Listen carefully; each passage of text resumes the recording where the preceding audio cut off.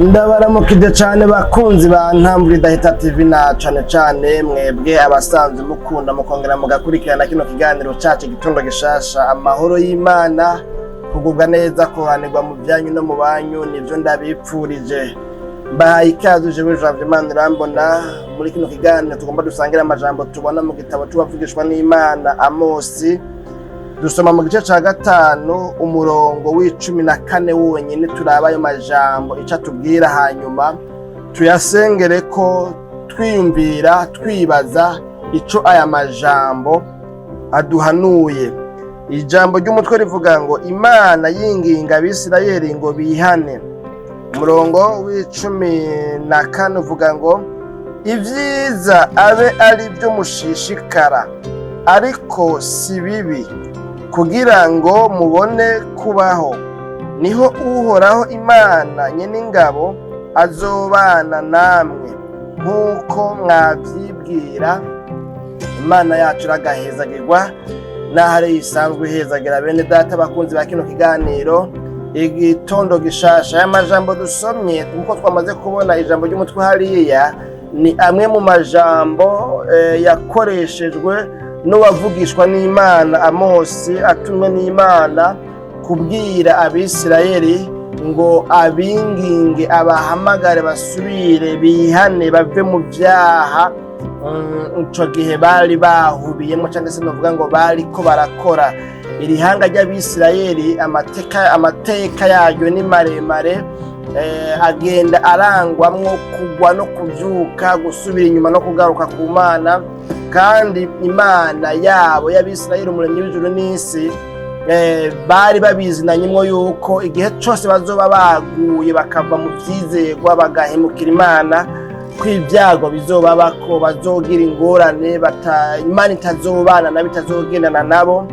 Imana yacu nidutabare. Hanyuma rero ngaha mugabo tugiye turaba mu bavugishwa batandukanye bagiye baravugishwa n'Imana, dusanga ibyago byaba ku bantu b'Imana iyo bacumuye ntibyasigura urwango Imana ibanka, kubera ahantu bigaragarira ni kubera yuko hagera igihe Imana kubw'urukundo ibakunda, kubw'ukuntu ibitwararika kandi bababaye, yabatuma kw'intumwa, ikabatuma ko bavugishwa n'Imana kugira ngo babwire ihanga ry'Imana ryisubire ko ryihanure.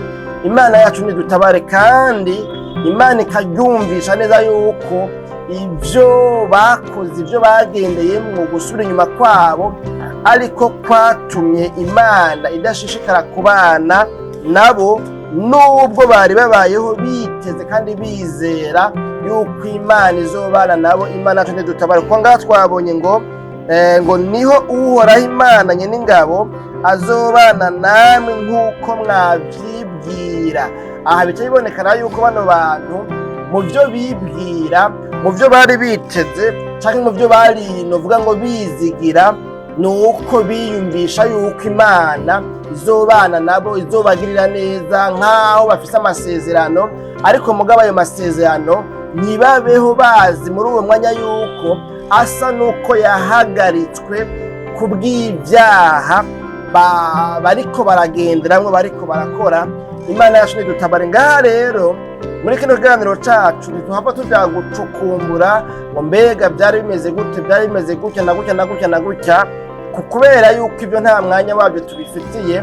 Ahubwo ijambo nagomba ngo dukuremwo dusangire ni iri jambo nyene twabonye ngaha ritubwira ngo ivyiza abe ari byo mushishikara, ariko si bibi, kugira ngo mubone kubaho. Imana yacu nidutabare. Imana iriko irabwira Abisirayeli ko bakwiye kwihana, ko bakwiye guhindukira, ko bakwiye kuva mu vyaha, ko bakwiye kwigarura, ko bakwiye kurekana n'ibibi bagafatana n'ivyiza, ko bakwiye guheba ibibi bagahitamo gukora ivyiza. Imana yacu nidutabare. Hanyuma kandi Imana iriko ibabwira yuko gukora ivyiza bakareka ibibi kuzotuma babona kubaho.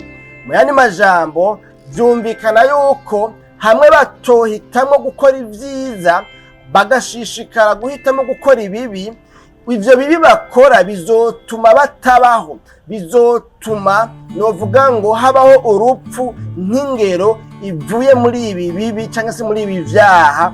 Imana yacu nidutabare. Noneho murazi ko n'ijambo ry'Imana rivuga ngo ingero y'icaha ni urupfu. Rero babwiwe ngo ivyiza mw'Abisirayeli mwe, mw'abantu banje, mw'ahanga ryanje, ivyiza bibe ari vyo mushishikara, bibe ari vyo mukobereza, bibe ari vyo muguma mukora, bibe ari vyo mubandanya, bibe ari vyo buzima bwanyu bwa misi yose. Ivyiza bibe ari vyo mufatana navyo akaramata, hanyuma mubikore, ntimubikore rimwe gusa ariko mubishishikare, mubikobereze, mubibandanye, mubigumemwo gukora ivyiza. Kandi ibyo vyiza navyo bari babizi kuko vyari mu ijambo ry'Imana, biri mu vyagezwe Imana yari yarabageze.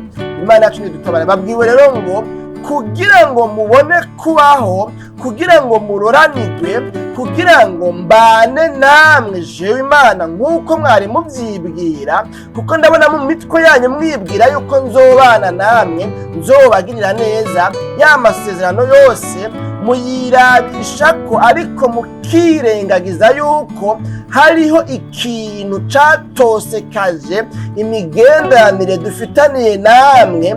Imana yacu nidutabare. kandi ico kintu naco ni ugukora ibibi, ni ugucumura, ni ivyaha. Ivyaha nivyo vyabatandukanije nanje, bibigiza kure yanje. Imana yacu nidutabare. Ariko mugabo mviriza, kuko ntibakunda, kuko ntibafitiye imigabo n'imigambi myiza, kuko ntibafise kw'ivyiyumviro vyiza, kuko ntabahevye, kuko nipfuza yuko muhindukira, ndabagira inama ngo ivyiza bibe ari vyo mushishikara, ariko ibibi mubirekane navyo, mubihebe, mubivemwo. Imana yacu nidutabare. Bene data bakunzi ba kino kiganiro igitondo gishasha, nano majambo rero burya ndiko ndarondera ingene twoca tuyasengera ko rero turi mu bihe, munyemerere mvuge nyene nkuko n'abandi bavuga, vy'iherezo, kuko tubona ibimenyetso vyinshi biranga iherezo cyangwa se igihe c'iherezo, cyangwa se kw'isi ku mumbo yegereje gushira, cyangwa se twegereje umuhero w'isi, umuhero wa vyose nk'uko ijambo ry'Imana ribivuga. Hanyuma rero muri bino bihe ingeso z'abana b'abantu zikomeje kuba mbi, abantu bakomeje kuba babi, ivyiza bishishikaye kugwira mu bana b'abantu, ingeso mbi zishishikaye kugwira mu bana b'abantu. Abana b'abantu bashishikara gukora ibibi nk'aho umengo harimwo ubuhizi, ukamengo mbere ahubwo wewe umubwiye ngo wa muntu reka ibi, ahubwo ni wewe uciye umwansi wiwe. Abantu muri kino gihe cacu ntibemera guhanurwa. Ubuhanuye umuntu umengo bumwiteranije ko, nawe yoba ari umuririmbyi muririmbana umubwiye ati nyabuna uri kugenda nabi, nyabuna uriko witwara nabi, nyabuna izo ngeso ntiziberanye n'umukristo, akubwira yuko ibyo byari bya kera, akora agakiza ka ruguru hariya mu misozi. Imana yacu nidutabare. Mu yandi majambo, abantu ntibagishaka agakiza bo bita ngo na ka ruguru, nk'aho umenga ku gakiza ni kabi kahariya nyine ruguru, umengo n'ahantu habi, ahantu nyine umengo nta ciza covayo. Imana yacu nidutabare.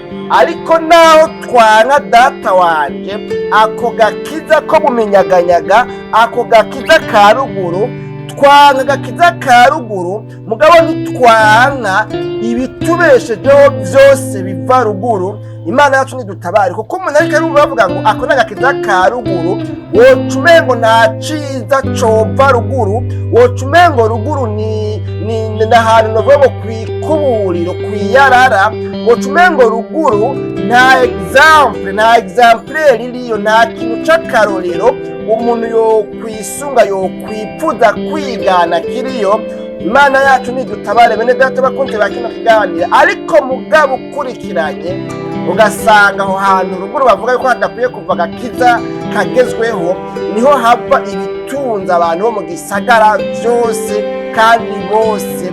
Imana yacu nidutabare, turavye ya makara, turavye ya miceri, turavye bya biharage, turavye bwa bwishaza, turavye bya vyamwa, ya mabungo na ya mapera, za ndimu na ya mavoka, ya mihwi na bya bindi byose, bya bijumbu na bya biraya biva hariya ruguru. Rero naho novuga ngo tuhasuzugura, naho hageze ku vy'agakiza tubona yuko ruguru ataciza kivayo, ariko ruguru niho hatunze abantu. Imana yacu nidutabare, umunsi wo kugarama bariyere kugira ngo ntihagire ibifungurwa biva ruguru bisubira kumanuka ngo bize mu bisagara, ndazi neza ko abanyagisagara bogira ingorane. Imana yacu nidutabare. Rero umugabo ahagera ku gakiza, akora agakiza ka ruguru. Rero nico gihe turimo natwe, turi mu gihe abantu bashishikara gukora ibibi, naho umenga ahubwo ibibi nibyo byahindutse ibyiza, kwambara nabi. Wanashaka no mu nzu y'Imana tukabizana, ugasanga abantu bagenda presque nu, bagenda nk'amengo bari gusa hafi, ngira ngo umuntu uhagwa kumubona uko novuga ngo yakaremwe yavutse. Imana yacu nidutabare, ugasanga baba abagabo, baba abagore, baba abasore, abigeme, ugasanga ingeso mbi zishishikara kwigwiza mu bana b'abantu. Yani majambo ngomba kuvuga ngo muri kino gihe turimwo abantu dushishikara gukora ibibi, abantu duhagurukiye cyane gukora ibibi, abantu twijukiye cyane gukora ivyaha, nkaho umengo nibyo byahindutse biba ivyiza.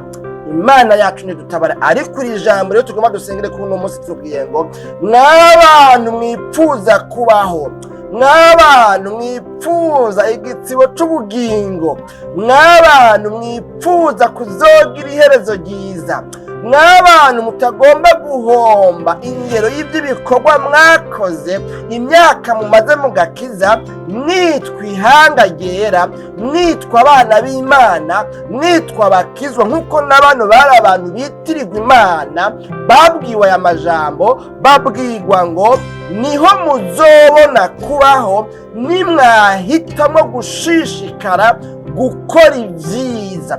Nimwaheba ibibi mugahitamo gukora ibyiza, niho muzoshishikara kubaho. Imana nyina amahoro iragahimbazwa. Bene data bakunze ba kino kiganiro, igitondo gishasha cyacu tuno munsi, nano majambo rero nawe nkuzaniye akubwira ngo nimba wipfuza kubaho, nimba wipfuza kuramba, nimba wipfuza kwemerwa n'Imana, nimba wipfuza gushishikara kubana n'Imana, nimba wipfuza gushishikara gukoreshwa n'Imana, nimba wipfuza gushishikara kugirana imigenderanire myiza n'Imana, nimba wipfuza gushishikara kuba ataco mupfa n'Imana, urasabwa gushishikara gukora ibyiza.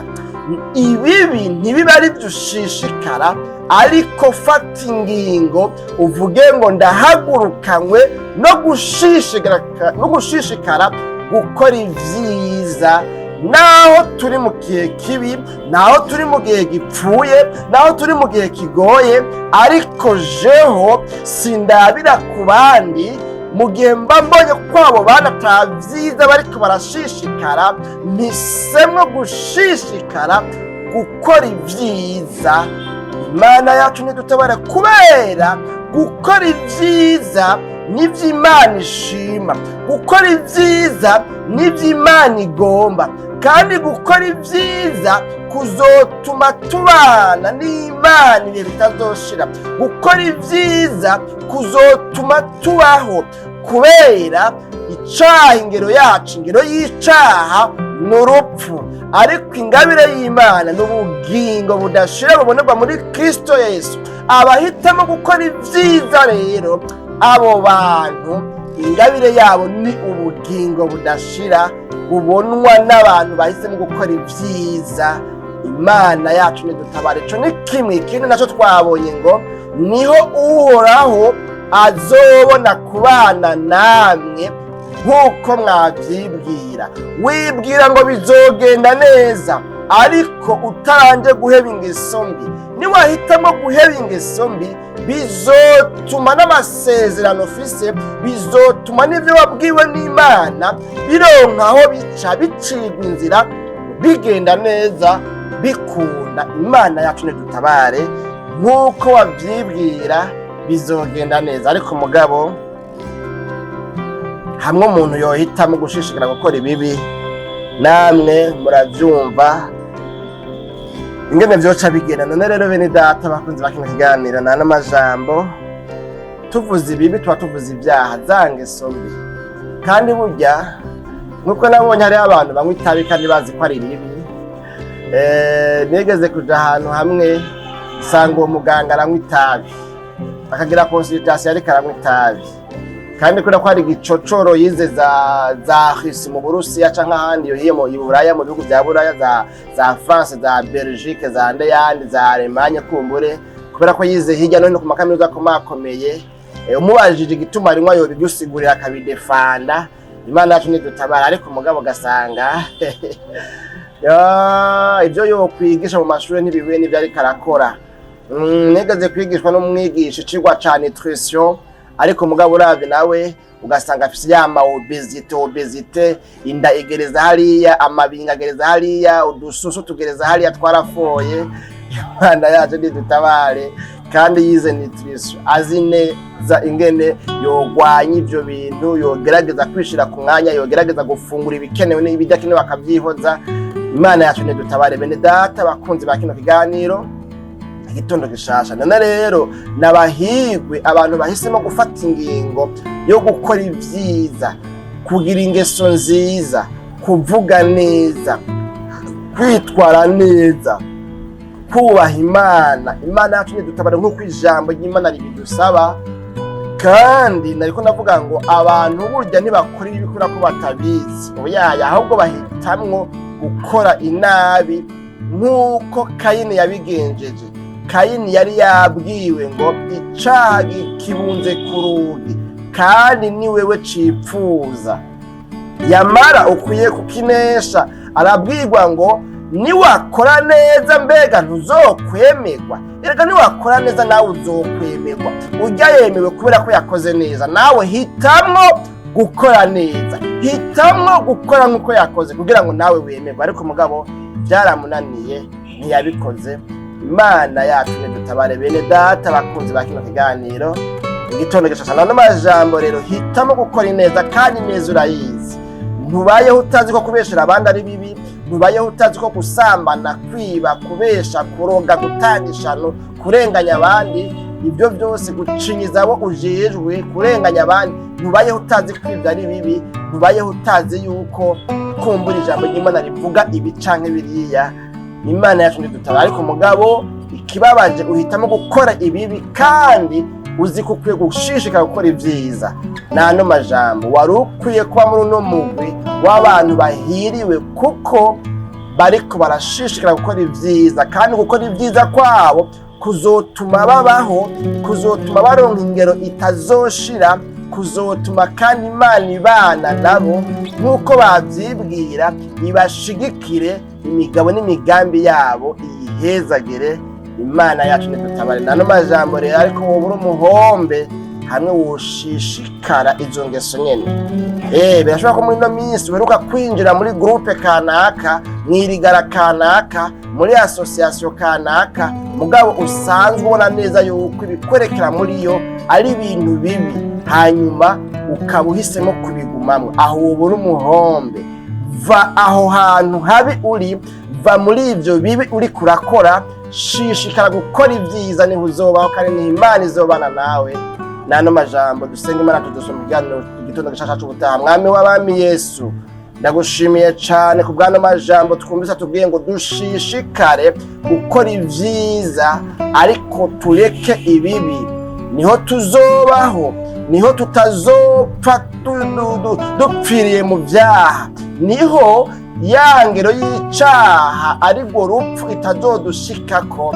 Hanyuma kandi niho uzobana natwe nk'uko twabyibwira, ukadushigikira, ukabana natwe. None rero umuntu wese yumvise ano majambo asanze hari ikintu camugoye, hari ikintu camutirimukije, hari ikintu camushize kure yawe, akavuze ngo Mana ntabara, Mana ngwiza kw'imbabazi, muri ino minsi nshishikaye gukora ivyaha, nawe umengo nta kazoza, nta kizoba, nta suite, nta nkurikizi, nta ngaruka mbi zohaba, ariko ijambo ryawe rimbwiye neza ko hariho ingaruka mbi ziva ku vyaha umuntu agendera arakora, ko umuntu ahisemo gushishikara gukora ivyiza ariwe ushigikira, ariwe ubana nawe, kandi ariwe abasha kubaho atsinda adafise amahoro imbere zawe. None rero umuntu avuze gutyo Mana nucumugirira neza, umeze umutunganye, ucumushoboza ushishikara gukora ivyiza, kuko vyomunanira, yobishaka bikamunanira, ariko umushoboze ko afashe ingingo yo kubivamwo, umushoboze gushishikara gukora ivyiza. Mu izina ryawe ryera Kristo Yesu, natuzabye tuvyizeye, amen.